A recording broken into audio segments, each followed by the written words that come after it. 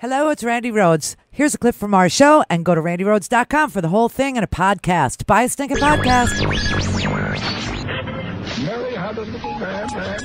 The fall. We believe that all men are created equal. To the magnificent mosaic that is America. From radio beacon to radio beacon. I have a dream today. Change has come to America. Believe me. Knock, knock. Who's there? It's a figment of your imagination. Randi Rhodes Show. Turn up your Presidents can't do that. The Supreme Court just a few years ago said that it had no role in the impeachment process. And actually, kids, there's a good reason. Back when the framers met in Philadelphia, they were wondering who should have a role in the removal of a president, in charging him through impeachment and then putting him on trial. And a lot of them initially thought, well, how about the Supreme Court? They wear black robes, they're going to be good guys. And eventually there was an overwhelming rejection of that idea for several reasons. First of all, the president might have appointed some of those guys in black robes, or now women in black robes. They can't be objective. Secondly, there was a concern that after a president is kicked out of office, he can still be tried criminally. Right. And that hopefully will happen when this president leaves office, because he's committed a lot of crimes. A lot of crimes. But who's going to hear the appeal from a criminal conviction of a president? Right. Well, that would have to be the Supreme Court. But they would already have ruled if they had a role in the impeachment process. And then on top of that, there was a concern that the Supreme Court would be too clubby and small and too easy to corrupt, whereas the Senate, they hoped. Unfortunately, they might have hoped too much. The Senate would be incorruptible and large. And finally, they thought the Supreme Court wouldn't have the prestige that it would take to stand up to a president of the United States, because the court hadn't yet developed that prestige. So for all those reasons, they said, we're going to have the Chief Justice preside over the Senate, but we're not going to give the court any other role. And that's where it stands now, so that the most ignorant thing the president could possibly have said, and insulting to the justices that he named to the court, Justices Gorsuch and Kavanaugh, was, you're my guys, I'm going to get help from you. Oh, my God. I think that nobody would advise him to alienate the court that way, but I'm frankly not all that upset that he did, because now they're going to have more backbone. You think? I mean, that's Lawrence Tribe again.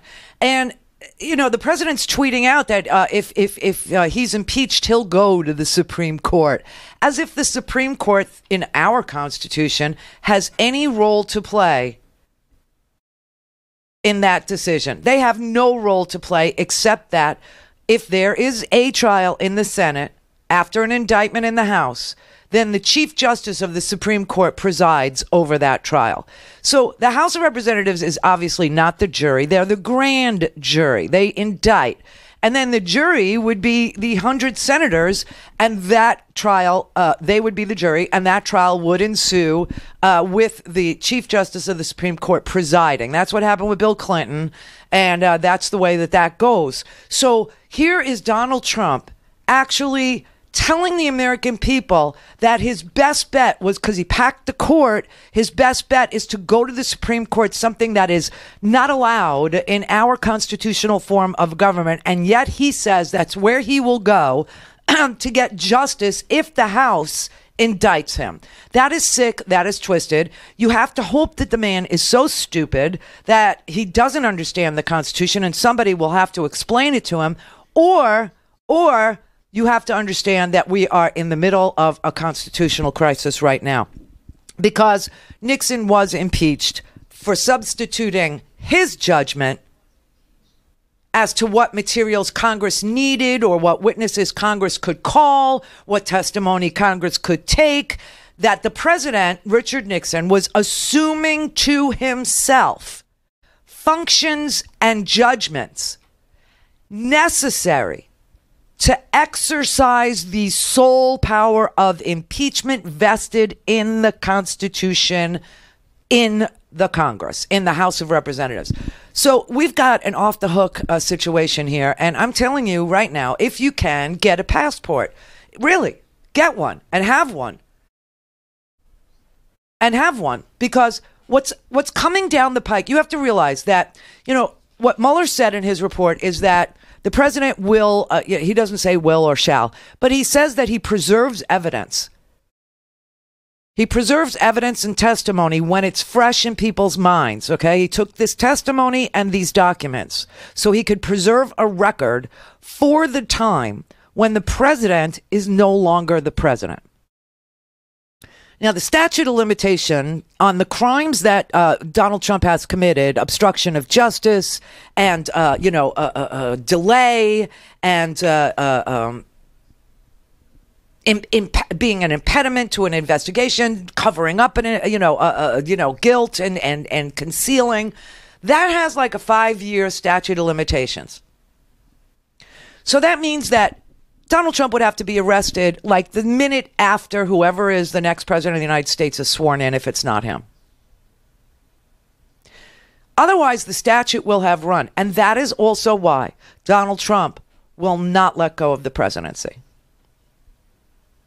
He cannot let go of the presidency. If he lets go of all of these protections that he enjoys as president of the United States from the long arm of the law, from prosecutors, from the Southern District of New York, from Virginia, from all these different states that are moving to hold him accountable under state laws where, you can't even pardon, a president can't pardon a state crime, and the federal crimes, right?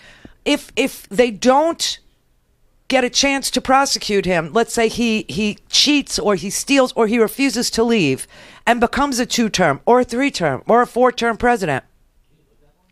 Now, if he does lose in 2020, he knows the law will come for him.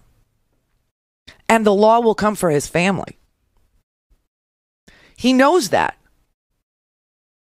And so what do you think this man, whose entire personality is just fighting the Constitution and obstructing and impeding and delaying and using the law as a cudgel instead of something he's supposed to enforce and execute on, what do you think he's going to do if he loses? Do you think he's going to leave? Do you think he's going to go knowing that all this protection that he enjoys right now goes away, it vanishes, and that him and Jared and Ivanka and Junior and the whole lot of them are going to face the bar of criminal justice? Do you think he just goes? That's what I'm saying. Get a passport, especially us older people who may not be up for the fight. Because there will be one. Tamara in San Francisco. Hi. Hey. Yay. I was told to take you off. All right, then. We were right up against a break, and she needs to take me off speakerphone. All right.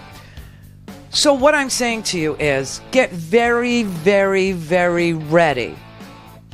Not just for a robust debate between different flavors of Democrats, which will be exciting for us to have our issues talked about, to have things like healthcare discussed in a meaningful way, immigration reform discussed in a meaningful way, relief for DACA kids in a meaningful way, student loan debt in a meaningful. Yeah, it's going to be exciting for us, but just know that our arguments are so much better for the American people than these globalist oligarchs' arguments are, that this president is going to lose, but he's not going to leave. Go to RandiRhodes.com for the whole thing and a podcast. Buy a stinking podcast.